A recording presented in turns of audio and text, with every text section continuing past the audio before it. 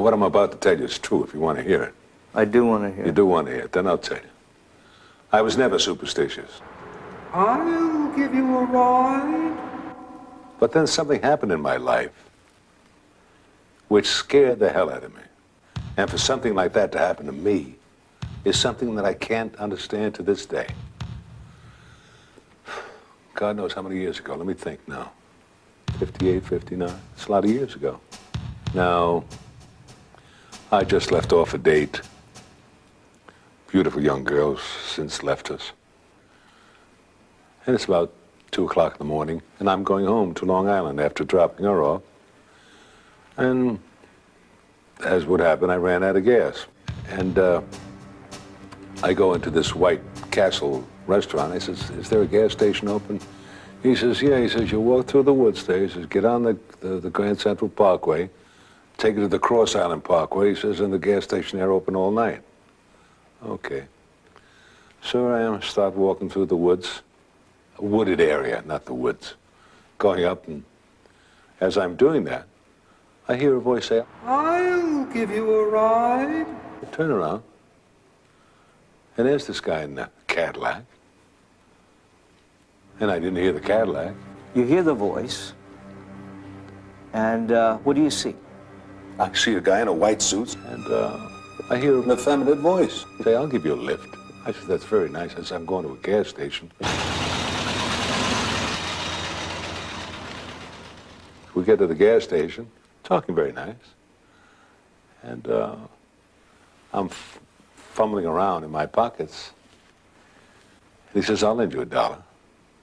Well, I didn't ask him for money. And the truth is, I was broke. And I said, well, look, I says, you know, I've worked for the State Department, and, well, anyway, give me your name and address, all right? Allow me to mail it to you, because I'm very embarrassed. Anyway, I go there, I get a can, pay for the gas. And we start driving back to my car to put the gas in the car, and I thought that was very nice of him. And then in the clear blue sky, he says, I know, I'm not going to mention the name, I know so-and-so. And it's a baseball player. We weren't talking baseball. Oh, I said, who's he? He says, well, he's a Utility infielder for the Boston Red Sox. Oh, it's so bizarre that he would say it in the spookiest voice I ever heard. He kept driving, get to my car, put the gasoline in. He pushes me to get it started, My car starts. I thank him very much. All in all, it's a very lovely experience to meet someone to help you out like that. No incident whatsoever. Go home, go to work in the morning, get out in the afternoon, this headline in the then Journal American. So-and-so dead. The guy he mentioned in that very spooky voice, age 20-some-odd, young ball player, under very mysterious circumstances. Autopsy and all that stuff. I said, God, what a frightening coincidence.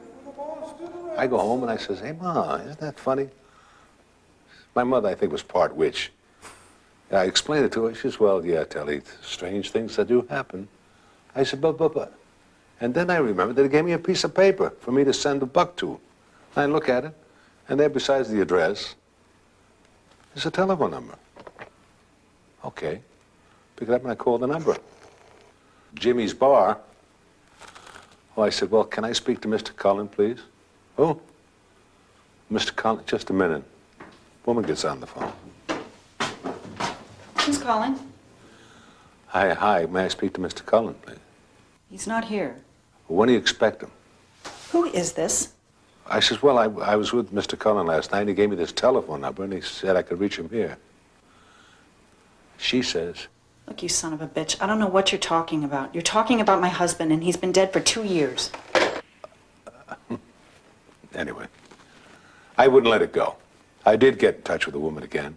I did meet her in New York. She came down from Boston. Because, you know, this is a little too much. The clothes I described were the clothes he was buried in. The piece of paper that he gave me signed James Cullen.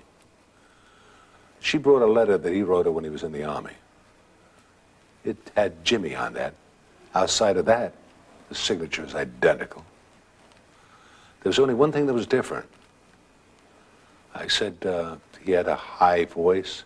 She said, oh, no, no, no, no, she said. He had a deep voice like yours. Oh. Then it meant he killed himself. This way, right through the voice. Blocks, whatever. Anyway, this story happened to a guy like me, and as I say, it's been haunting me now close to 40 years. I'm playing golf right here in California. And I think it's the 7th hole, or the 6th hole, at El Caballero. I think it's a par 3. And as we're shooting, I'm playing with famous personality here called Dennis James, and the guy, Merrill Heater, who's the nephew of Gabriel Heater, a commentator in this country.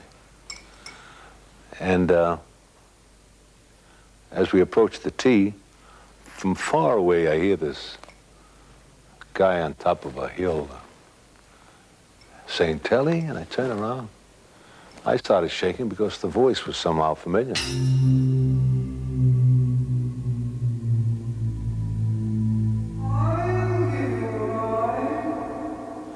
He says, did you hear what happened in Dallas? I said, what? Then I asked Dennis, did you hear that? Yeah. I said, what did he say? He said, I don't know. And now I'm shaking. We play the 7th hole, play the 8th hole, play the 9th hole. We go inside to get something to eat. We're sitting down. Television is on. I order whatever the hell I ordered. Then Walter Cronkite breaks in. The president has just been shot in Dallas, Texas. Oh, God. That's how I was. Same voice you heard in that car that night. Yeah. A man dressed in white. And an hour and a half before the bulletin broke on CBS. At time, they shot him. That's only half the story. I'm not going to tell you the rest. It doesn't end there. I wish the hell it would. But as I say, to happen to somebody like me is, I don't comprehend. Because if 2 don't make 4, 2 and 2, it startles me.